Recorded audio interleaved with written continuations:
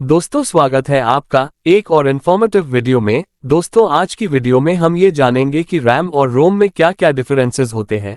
लेकिन आगे बढ़ने से पहले आपसे एक रिक्वेस्ट है कि अगर आप हमारे चैनल पर नए हैं तो प्लीज चैनल को सब्सक्राइब करें और वीडियो अच्छा लगे तो उसे लाइक करें। चलिए अब बिना देरी किए वीडियो की शुरुआत करते हैं। वैसे तो रैम और रोम दोनों ही मेमोरी टाइप है, फिर भी इनमें काफी डिफरेंसेस है। आइए वन बाय वन जानते हैं। इसमें फर्स्ट डिफरेंस है कि रैम को रैंडम एक्सेस मेमोरी भी कहते हैं जबकि रोम को हम रीड ओनली मेमोरी भी कहते हैं। इसमें सेकंड डिफरेंस है कि रोम की तुलना में रैंडम एक्सेस मेमोरी रैम महंगी है जबकि रैम की तुलना में रोम सस्ता है, जिसके खराब हो जाने की स्थिति में भी यूजर इसे आसानी से खरीद सकता है। इसमें थर्ड डिफरेंस है कि रोम की तुलना में रैंडम एक्सेस मेमोरी रैम की स्पीड काफी फास्ट होती है जबकि रैम की तुलना में रीड ओनली मेमोरी रोम की स्पीड काफी स्लो होती है। ये जल्दी से यूजर्स के डेटा को मेमोरी में लोड नहीं कर पाता। इसमें फोर्थ डिफरेंस है कि रोम की तुलना में रैंडम एक्सेस मेमोरी रैम की कैपेसिटी अधिक होती है जबकि रैम की तुलना में रोम की कैपेसिटी कम होती है।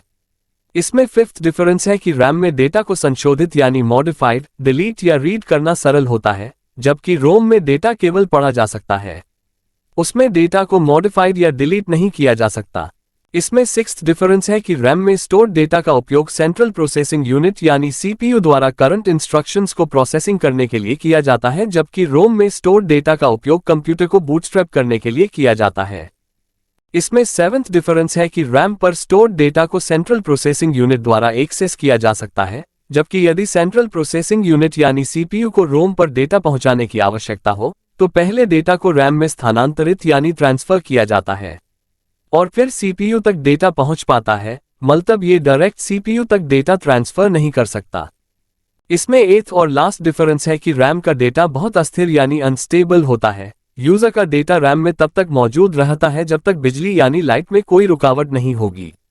यानी आसान शब्दों में समझे तो आपका डेटा तब तक रैम में रहता है जब तक आपके सिस्टम में पावर सप्लाई मिलती रहती है। अचानक पावर सप्लाई कट जाने पर सारा डाटा रैम से अपने आप डिलीट हो जाता है।